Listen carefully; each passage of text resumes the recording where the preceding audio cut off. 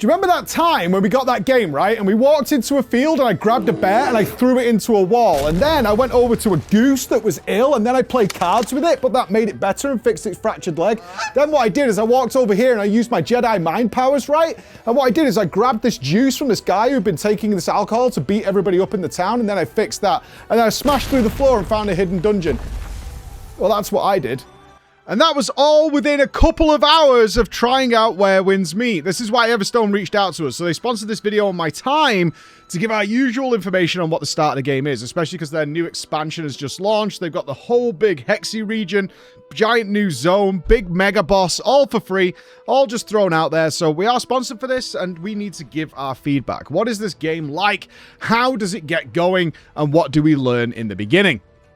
Monstrous, man. It is monstrously huge. Like, they have a limited amount of time to give to me to check these games out in terms of cost, and I put in a lot more time because I was like, I didn't get anywhere near enough to gauge some sort of description for you guys of what this is. I was surprised to find out it is entirely free, and then you think, okay, there's got to be some like pay-to-win element or not. But no, it's entirely cosmetic focused. It's very similar to other games in the genre, which is the game is here, go and play it, it's all for free on Steam.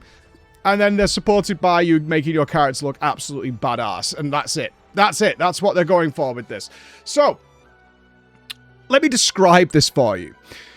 I was playing this for about 5 hours. And in that, I started to pick up bits and pieces of what I thought this is. It's got like some elements of games we know. But one of the things it really started to remind me of, actually, was RuneScape mixed with like Guild Wars and Sekiro. Obviously, we're in this setting of old China and you just constantly bump into stuff. There are events everywhere. Your crafting system, that's all there. You've got various just ridiculous weapons and stuff to go through. Talent trees that are mixed on top of that. You've got entire card games, which I'll get to later, where it's super intense, but they're for goofy stuff. So it's got that kind of Yakuza vibe to it. At the same time, it's got all those things. So I'm going to break it down into these little chunks so you guys understand what we're talking about. So let's talk about like the meat of the game. What is the big meaty portion of this game? And that is the world. Not only is it beautiful, it is absolutely beautiful. It is dense. Really dense. You can't go more than 20 feet without bumping into something and something hidden along the way. And that could be a mini storyline involving, let's talk about the card game, because this just blew me away. There was a sick goose. Tongue in cheek, right? It really is, it doesn't breakneck you sometimes for being very, very serious and something horrible is happening. And also when you're out in the world, just completely goofy, funny stuff. There was a sick goose on a rock. So I rock up to it, and it's like, dun-dun-dun, you must heal the goose. I'm like, I've got to heal the goose? I'm like, yes, you must heal the goose. And how do I do that? You do that by doing a battle card game, where it's like, you have attack points, and the illness that is infecting, that was broken leg in this case, the goose has defensive stats and is able to put shields up. Things like that. And you have like prescriptions and all these other elements that you can manage with a certain amount of turns in order to battle the sickness within the goose. And it was just so clever. I was genuinely surprised. Like, this is really, really clever. And speaking of that tongue-in-cheek thing, I want to talk about the mythical talents. At first, I was a little unsure about this system, I'll be honest, because it gave me more than I had slots unlocked in my action bar to utilize them all. But you can freely swap them. So if you just might not have all of them on hand at that time.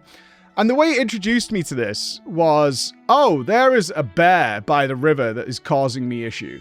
Can you deal with the bear? And it teaches you Tai Chi, where you can pick the bear up and throw it into the wall.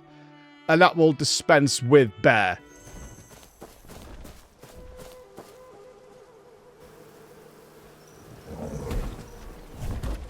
The bear seems to know martial arts. Let me learn from it. Excuse me? What? The bear knows martial arts?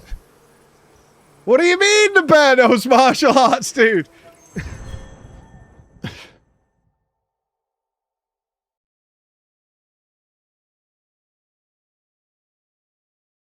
What did I just see? Did I see her throw a bear over a river into a cave? I did see her throw a bear over a river into a cave.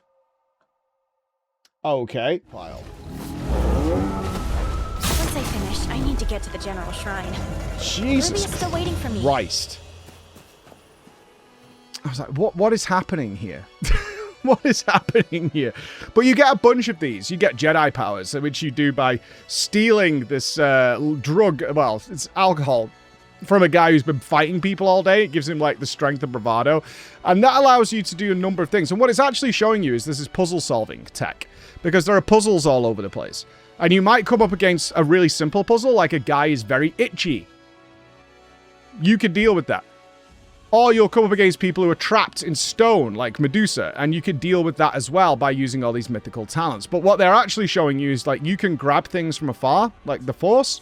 You can also unlock chests in very dangerous areas without having to engage the enemies. So if you bump into enemies that are way higher level than you, you could deal with that from a distance. And when you go into dungeons, there's a bunch of these little hidden things around that are based on you recognizing what's going on. And a great way of doing that is they have these online post-it notes that you would have seen in things like Dark Souls, which will just straight up, and those were some of the funniest things I found, is people just having fun with them and letting you know what you're supposed to be doing, so you're not stuck in any way. There are obviously some goofy ones around, you know, epic chest ahead and all that, but when you bump into something, you're like, there's something weird in this room, you'll often find, like, these messages that have been left behind by people in order to guide you, which has allowed them to, like, hide things all over the place because somebody would have found them. That is something you're going to do. But it can be simple stuff as well. You know, little collectibles that you can go on there, finding all your travel stones, that kind of thing that you're going to be doing. And in a similar sort of Guild Wars-y fashion, a big portion of the game is doing the entire area. Like finding everything, collecting or petting all the cats will increase your elegance points, things like that you can just spend time in, and that is absolutely the meat of the game. Also has combat though with world bosses. I bumped into a world boss like within the tutorial area that was reasonably tough, and we'll get to the combat system later, but they had world bosses there, and all that kind of stuff is hidden there. And the dungeons actually being hidden, I didn't expect. There was a wooden... I was in a village, and there was a wooden floor, and I was like, I wonder if I can crash through that, because I had learnt this, like, stomp ability a little while earlier, and that is... And there was a note nearby, so I was like, I'm not going to read the note, I'm just going to check it out for myself. And sure enough, it crashed through, gave me a massive dungeon. And these are just dotted around the place, is for you to find, and which is why they give you all these mythical talents in order to figure out, like, oh, there's a thing there. I wonder if I could do something with it. Not always the case, but often you can. And one thing they do is a completely separate system in the open world than you'll have in, like, a combat zone area. So you can do triple jumps and stuff. You can jump all over the buildings. You can dash through midair. You can do all this kind of high maneuverability stuff out in the world just to get you around. And you can mount... In fact, it's like Grand Theft Auto. You can just steal horses off people and just bully them out of it to get on mounts. But with a fast travel system and the mobility, I rarely use this in the first 5 hours. Like, very, very rarely. I did it at the beginning just to, like, see, oh, can I just, like, steal this kid's horse and then beat up some civilians? Yep, totally can. But it's not entirely necessary. So that is the big meat of the world. If you are somebody who just wants to get lost in the world, definitely the main focus is that, is just be out there and doing interesting things and bumping into stuff all over the way. I can't even imagine how long it takes to, like, complete a zone. There's a lot. There's a hell of a lot here. And I know what you guys are thinking. What about the multiplayer? You know I love my multiplayer. That's why I'm here casting the Race to World First right now. And when I checked out the multiplayer in this, the MMO style of it, unsurprising, it's very, very weird. And I mean weird in the most wonderful way. You've got a lot of the usual stuff in an almost Dark Souls fashion, so if you're coming up against a big boss or whatever, you can summon some friends in, right? That's the usual thing we expect, and that's great. It's obviously not a game that wants you to get stuck in any way if you're doing the big story. Here I am, this guy sucks, I'm gonna bring in some friends, or maybe you just want to do it with friends, you can totally do that. You can heal people out in the world, make them a bit better, that's good, but the big stuff is the mini-game. How would I describe this? Let me describe the first time I bumped into it, and then maybe it'll make sense. I'm roaming around, right? And suddenly, a whole train of people, which I thought were NPCs, start running past me, screaming about towels. Now, I know that sounds weird, but after you've played this game for like a few hours, that's not that weird, but it was a little unusual. It's like spamming my screen. I was like, that's really odd. I'm going to look into that later. That actually turned out to be one of the multiplayer social mini games, like a daily quest that you can do every day called the Towel Run. I just bumped into it, and that's how they use a lot of the multiplayer stuff. It's to give life to the world for the players that are there, because you're mostly on this single player adventure, but then you just bump into these events that are the multiplayer stuff that give you decent rewards, and they're all a little weird and wacky and unusual. So you have got the Towel Run. You could then just wrestle someone if you want, like wearing stupid outfits, and just have fun doing that. One of the ones that I thought was really interesting was, I learnt about this afterwards, was the mega boats. It's called the Mirage Boat Event. There's this giant, like, luxury boat that's out in the world, and when it's ready to set sail, right, this huge announcement goes out to, like, all of the server to get to the boat. And you can travel there, and then you get to set sail and go on this boating adventure with a lot of people. And you're probably thinking, like, FF14, we're going fishing together. No. What you are doing is building, like, a human tower of people who happen to be on the boat ride with you to see how high it can go. You jump up, create this giant balancing act of people, and then the second thing is you got to do like archery and all this kind of stuff, and that's what the multiplayer focus is creating this social dynamic. For example, you could go to prison, right? You can do that in the game. You can get arrested and go to jail. And one of the ways you can get out is to be shame-driven through a town. And other players can, like, throw things at you and hurl insults at you to pay off your penance. And it's really fun and silly, and you don't feel, like, embarrassed or anything like those lines. You just get paraded through. You'll get eggs and lettuce thrown at you, and it's just a fun, silly, stupid thing. And I found these little bits and bobs all over the place of just ways of filling the world with a bit of life before you then go on your single-player adventure. Let's talk about the combat, because this has something in it that I think you guys are going to really like, especially some of you. So the combat is multiple weapon swapping, and that's going to give you different skills and abilities. You can level those weapons up. You can keep them up to date. So far, the weapons I've had have leveled up to 20, and then you probably want to replace them at some point. But as you use them, you will be able to keep them with you. So if you have a weapon you really like and it's like lower level, you'll be able to keep up with it and then gain more abilities from that. And their weapons are really goofy. When I got my weapon choice, I was picking up what they were putting down with, like, the silliness of some of this game. And then, so I was like, I'm going to choose the umbrella. The umbrella sounds fun. Turns out it's a machine gun, like a floating machine gun. That also has some stun capabilities because you can, like, propel air at people. I was like, oh, this is really fun, actually. This is super cool. Now, the way the weapon system works is you always carry 3, at least right now. You always have a bow, which you can slow down time. You can take your time and choose with it where you're going to snipe. And then you'll have 2 melee weapons or 2 other weapons. I've got fans now, dual blades. I've got a whole bunch of stuff. But I kept the spear and I kept the umbrella because I quite liked it. And when you're in combat, it's a simple mouse wheel. Mouse wheel up gives you your bow, and mouse wheel down will cycle between your 2 melee weapons while you're in combat. So you have a lock-on system. Many of us are familiar with that. Even works well with multi-enemies because you can cycle between them, which is pretty good. And then you have several abilities that you can use with that, including your mythical talents. So if some of your mythical talents are the ability to gust wind and things like that, you can add that in as a stun and disrupt and all those kinds of elements. So your mythical talents aren't just for the puzzle solving out in the open world. They're for this as well. Parrying. It's got a parry system, and they've done something quite clever here, because I know certainly towards mid-2025 and into now, people were getting really sick and tired of every game having a parry system in it. Like, Expedition 33 nailed it. And some games were doing it. Obviously, it's been around for a while, like a long, long time, but seemingly every combat game started having a parry system of some sort, and still continues to this day. And a lot of people were getting kind of sick and tired of it, especially if you're not particularly good at it. I totally get that. It's like watching animations, especially of new enemies, is like a weird learning curve to put on top of things for people. And they don't particularly enjoy doing it, and that's a problem. So what they put in here, and I decided to use this. I'm pretty good at parrying. I've done it for many years. Was they put, like, it's not auto parry, but what it does is if you can parry something and you have the stamina to do it, it will give you a little prompt and slow time a little bit to just say, you can parry this right now. And the parry leads into good combos. So while not an auto parry and you can totally ignore it, it will just pause things for a second before you get hit and say, there's a parry opportunity here, and go for it. It won't do it on every single one. It'll do it on quite a few if you manage your stamina, allowing you to put in these really cinematic combat experiences. I will say, for anybody who's experienced with parrying, you will, or is getting more comfortable with it, I guess you would say.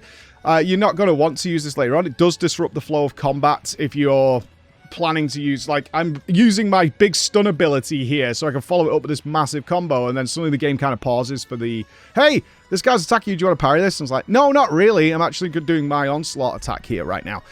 So I don't want to do that. So it's one of those that if you don't like parrying, you have that safety net. I don't think outside of like big mega bosses, which are very fun. Like I said, I did a world boss, which was really cool. Most of the combat is designed to lead you through the world and explore it. And then you have these massive, like the new expansions come with a mega epic boss. I think it's called Gunjiao, which is immense, absolutely immense. I haven't fought it yet because I was like 5 hours in and still learning the game. But it's designed to give you that safety net so you can enjoy the game. That's the point. We'll come to difficulty in a second. So the parry system is there, but you do have this option which you can turn on and off in order to be like, okay, I'm not great at this, I can work with it. I really like this touch. I generally like this touch. I think more games should be open to the idea of like, I don't want the game to be like super easy, right? Which just usually changes the parry window. Most of you know what I'm talking about. I just still want the game to be interesting and a little tough, but I'm just not great at this one thing, or I want more practice with it. That's all. I don't want to be just like...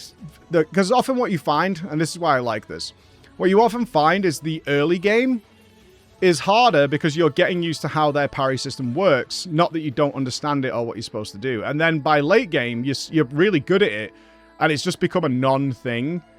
And I often find it has that sort of inverse difficulty curve. It's like it starts a bit more difficult while you figure out their parry timings. Sometimes it's a little early, sometimes it's a little late, sometimes it's got to be precise. And then you can sort of get used to it and you're like, okay, I can just do this all day now. And in some ways, the game becomes easier, even on harder difficulties. So I appreciate that. Let's talk about difficulties. I was really curious about this because I wasn't really running into like really difficult combat scenarios, which is fine. I did a world boss, which did kill me, but I killed it on the second pull. And I was like, oh, that's okay. But I get it. This game isn't designing... Certainly the open world isn't designed to kick my butt into the mud. What actually happened is they have world tendency.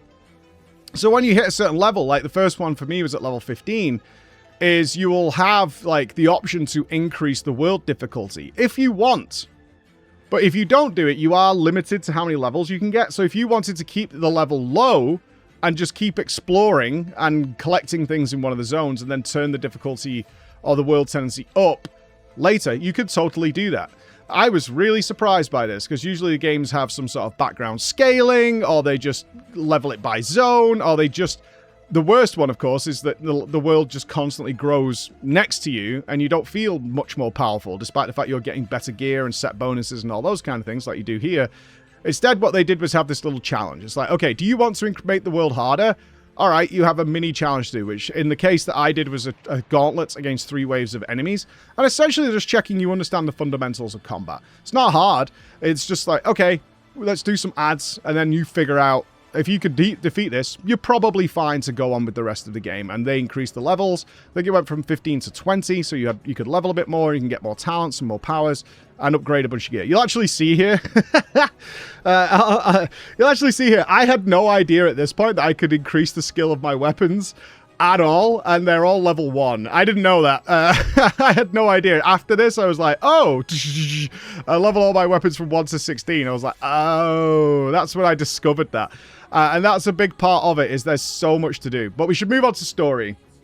The story I found the most confusing part. I know I've been kind of glowing about some of the stuff in this game so far, but the story I found the most confusing, and I did a lot of research last night about it, and it's intentional in many ways and makes a lot more sense as you complete the world. So it goes hand in hand with the world. The story is quite intense. I've shown you cow slapping and goose medical game, but the story gets quite intense, right? It gets quite intense. Who are you? That's a difficult question. Who are you? You're a young master who is, from what I can tell from my own experience, there's a very epic cutscene involving a baby at the beginning of this, and it's taken the setting is during the 5 dynasty wars that happened in China.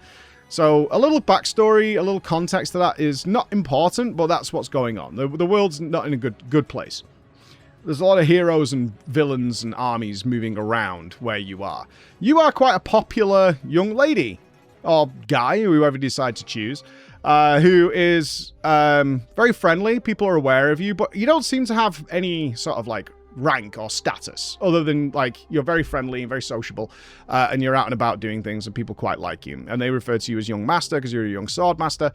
And a lot of things are happening around you. So you're kind of taking on this role of a civilian. It will, I assume, ramp into you being someone of importance. But as it stands, you're just a person out and about who's training and interested in the idea of heroes visiting your land. You've heard stories of people with crazy nicknames like Killer Blade, who, you know, are out in these worlds somewhere doing some stuff. But the story is intentionally sort of disjointed. You'll go through like this mega cutscene and suddenly you're in one place and you're older, because I assume you're the baby. And now you're older and you're investigating this area, and then you're out and about, and then you need to go and visit your aunt. And then it starts to get pretty serious. Like, people are, like, dying. And armies are here. And they're doing stuff. And you're mooching around what's going on. There can be, in terms of the open world, a lot of the events are relatively short. You know, a couple of minutes of stuff that's goofy, fun, a little bit intriguing.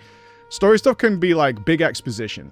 Like, I had a scene in a bar where it was like 10 or 12 minutes of exposition to set out what is going on in this world and how fractional, minor, and unimportant you are in it, which then led to, like, murders at a local kiln, and then potentially a kidnapping going on, and then the story starts to take a more serious vibe with what's going on. It's one of those things you want to sit down and go into and explore what's happening. But then there's a lot more context going as you go out in the world. I found this everywhere. Was you find various stones out in the world that will provide a little bit more context as to what's going on and how you fit into this world as a civilian that is seemingly just in the midst of this ongoing struggle that's going to escalate and get real crazy. Very, very big. So the story was a little rough for me. Not gonna lie. The story was a little rough. I was like, I don't even know who I am at this point. But I am here. Let's talk about AI. Because this is a big one when this game launched. So I think somebody mentioned AI once, and that was it. It was labeled with the AI tag all the way through it. They've come out in quite severely about this. Is like, no AI was used to generate the world, the art, or anything, the music, nothing like that. What they do have is they have chatbots on a few of the very few minor side story NPCs, like chatbots that you would have seen for years now, and many of you have probably used. So what they did is used a few of these chatbots for minor little like bonus rewards, right? Some currencies and things. That you can talk to, and they'll chat with you. There's actually tech in the game, which I found out about last night, where you can convince them, you can back and forth them. They call it the Metal Gear Solid technique of you being Solid Snake and convincing them that they're like married to you and stuff, and they'll give you like 10 currency for doing things like that. So that's what it is for those, because I did read tons like, it's like, wait, AI and not playing this, because we obviously deep dived into it before I played it. Not the case. Not the case at all. There's a couple of chatbots. I didn't even find one. I'll be honest with you. I didn't even find one, and I was looking. I've used very sparingly for these little things. So if that's a concern to you, that's something that you should think of there. In conclusion, I only spent 5 hours in Where Winds Meet of the 2 that I was asked to look at, and honestly, I was still discovering more and more stuff. This is so dense, but it has a lot of safety nets for people who aren't into mega combat, who aren't looking to push themselves to the limit in some sort of Souls-like adventure, and as I said during our discussion, reminded me a lot of RuneScape. It reminded me of like getting in, focusing on a certain thing and having fun with that, and then maybe moving to this massive monolithic story, and then maybe I'm going to go to the circus, which is exactly what you can do. Where Winds Meet is a game that is just designed for you to just explore and enjoy the world. You are a peasant. I've no doubt that changes, but for the most part, you're just a person in this world, while all around you, this giant war is ongoing and getting worse and worse and worse. If that sounds like it's for you, go and check it out. Their new expansion is out. The game is completely free. Go and see Hexi, the brand new zone, big new storyline. And if you want to support them, you can just buy dresses and things. That's all they're asking. Bye, everybody.